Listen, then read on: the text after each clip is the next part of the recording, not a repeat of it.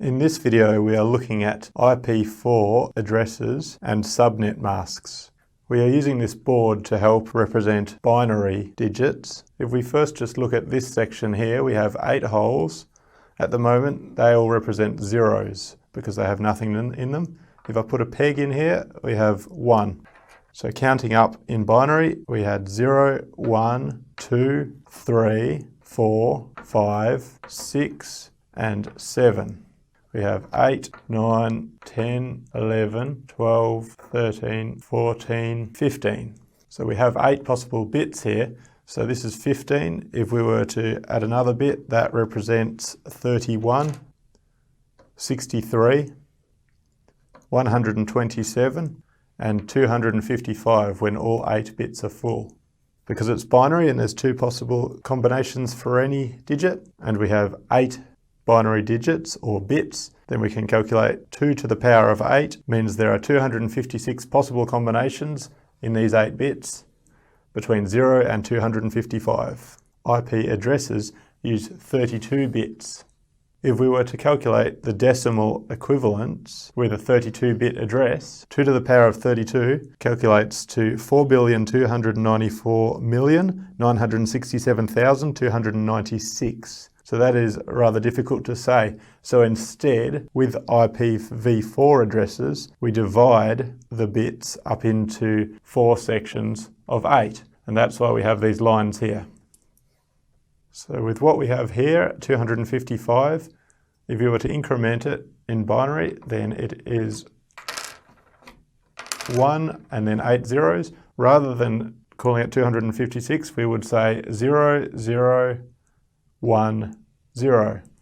Now with 32 bits, roughly 4.3 billion possible combinations, within this range there are 3 ranges of IP addresses designated as private. So these may be used within a home, business or other organisation, provided they are not used on the internet.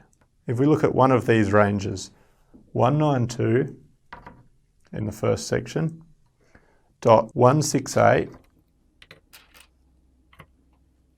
.0.0 is the start of the range, and the highest is 192.168.255.255. 255 is when all 8 bits in each section are full. Rather than doing that, there is a shortcut I will use on this pegboard and replace it with a block. 255.255. So we've seen that in this range, the leftmost 16 bits don't change, but these ones do change. And there can be any combination of bits within this group of 16 to remain within that range. With 16 bits, calculating 2 to the power of 16 gives us 65,536 possible addresses for devices or hosts to use in that network. So if we mask these first 16 bits, and I'm going to do this by using this next line for the mask, we'll cover all those bits and all those bits and say that is the network portion of the address, and bits to the right of the mask remain as zeros. So all 1s in that half, all zeros in this half, or the decimal equivalent is 255.255.0.0. That is our subnet mask. So the range of addresses we were talking about can be written another way. 192.168.0.0 with a subnet mask of 255.255.0.0. Another way it is often written is not using the subnet mask in this format. You will see 192.168.0.0/16, which denotes that the first 16 bits are the subnet mask.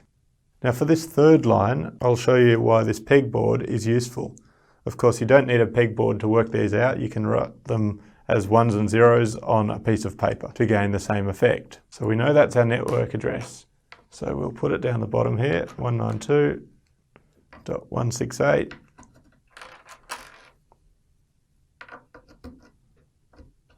Bringing that down to the bottom line because it is the portion covered by the mask. Leaving this empty tells us our first address within the range, or we also call it our network address, 192.168.0.0. And the very last address in the range is when all those to the right of the mask are full, 192.168.255.255. The very last address in any range is called the broadcast address. This means if it is ever used as a destination for a packet sent by a device on this network, it will be sent to every device on that network. Within any range, the very first address, which is the network address, and the very last one, which is called the broadcast address, cannot be used by any devices or hosts within that range. So we actually have 65,534 available addresses within this range, if we've subtracted the network and broadcast address from the original count. Now in reality, that is a ridiculously large number of available addresses. If we were to have that many devices all in one network, being able to talk directly to each other, there would be problems, such as when many of them broadcast, that is send to every device, the network will become congested. Dividing the range up into smaller, separate networks will help reduce this problem, and smaller networks mean that if one network fails, there are a lot less devices affected than if it is all in one large network. So dividing this range up into smaller portions is called subnetting. So we're going to subnet this one by increasing the subnet mask from what it is now is the first 16 bits to the first 24 bits. So we now have a network of 192.168.0.0 with a subnet mask of 255.255.255.0. So this is the same range of addresses as we were using before, but having this mask increased means that we can have more separate networks. Because it's increased by 8, that's 2 to the power of 8, we can have 256 different networks. Now looking down on the third line, the first of these networks will be 192.168.0.0. That will be its starting address or its network address. So the very first address after that is the first one that a device can use, which is 192.168.0.1. Now we can use every combination of these addresses outside the network portion, that is in the host portion, right up until the highest one, which will be all of these full, 192.168.0.255. So that will be the broadcast address for this subnet. The second of our 256 possible subnets will be 192.168.1.0 as our network address, 192.168.1.1 as our first host. Once again, 2, 3, 4, and so on, right up until 192.168.1.255. So we can continue to increment this, so on. So there's 192.168.7.0 to 255 as one of our subnets, right up until we have 192.168.255.0 as our highest. Now the subnet mask does not have to be in groups of 8, as long as we continue to have in this mask all ones on the left and then all zeros on the right. You cannot have a subnet mask that has 1s, 0, 1, and 0. It has to be 1s and then at a certain point changing to zeros. So we have it at 24, the first 24 bits are 1 at this point, but if we increase this to 25, 26, 27, 28, 29, 30, then we now have a subnet mask of 255.255.255.252. Now remaining within our original range that we spoke about, we've now got 14 bits in our network portion. 2 to the power of 14 gives us 16,384 separate subnets to use. The first of these network addresses will be 192.168.0.0, the same as before. The first usable address for a device in that network is the next one on, 192.168.0.1. The next one will be 192.168.0.2, and the next one is 192.168.0.3. 0.3. But because our host portion is full here, that is the broadcast address for this network, which left us with only 2 usable IP addresses if we exclude the network and broadcast address. So if we keep incrementing the network portion, add 1 there, we can see that our second subnet has a network address of 192.168.0.4, leaving us the 2 bits to use, which gives us 4 combinations, but only 2 are usable, taking out the network and broadcast address. The next subnet will be 192.168.0.8 and 192.168.0.12, and so on. So one more example using this same original range of addresses. If we had a subnet mask of 8, 16, 24, 5, 6, 7 instead, then it will represent a network of 192.168.0.0 with a subnet mask of 255.255.255.224, which is the decimal equivalent of these 8 bits. So we have subnetted it to give it an extra 11 bits on the network portion of the address, and 2 to the power of 11 means we now have 2048 separate subnets available, each with 1, 2, 3, 4, 5, 2 to the power of 5, or 32 addresses available in each, and 30 that are usable if we take away the very first and the very last within the range. So if we have that and we're trying to work out our first usable address of our first subnet, we increment it by 1 from the starting point, 192.168.0.1, as before.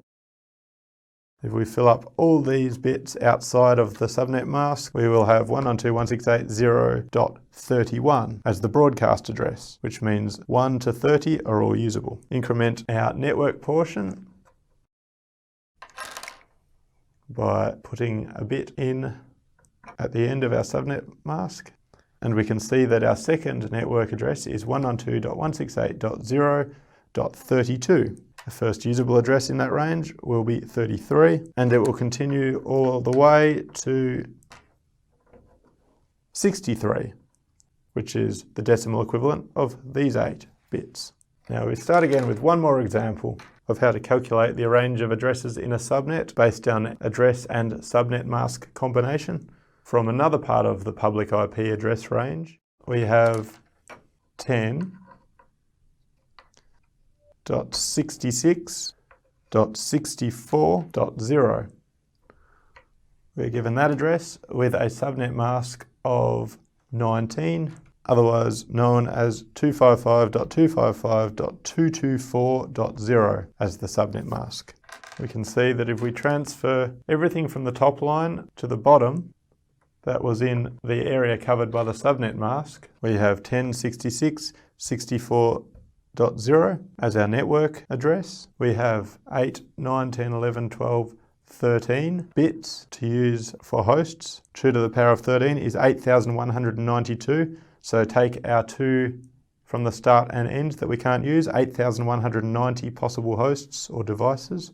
And our broadcast address would be the one that we find when we fill everything outside of the subnet mask. And we have 10.66.95.255 as our broadcast address, or the last one in that range. Now this is too many hosts. We would take this portion that we are allocated, we would increase the subnet mask to something more usable, which has a smaller number of hosts per subnet, but a greater number of separate subnets available to use. We can see we've got 2 to the power of 4, which is 16. Take 2, maximum of 14 devices can be on that subnet. So by using a pen and paper with 1s and 0s, you can calculate the range of addresses you have with any network and subnet mask combination, and you can also subnet it further to make it practical for use.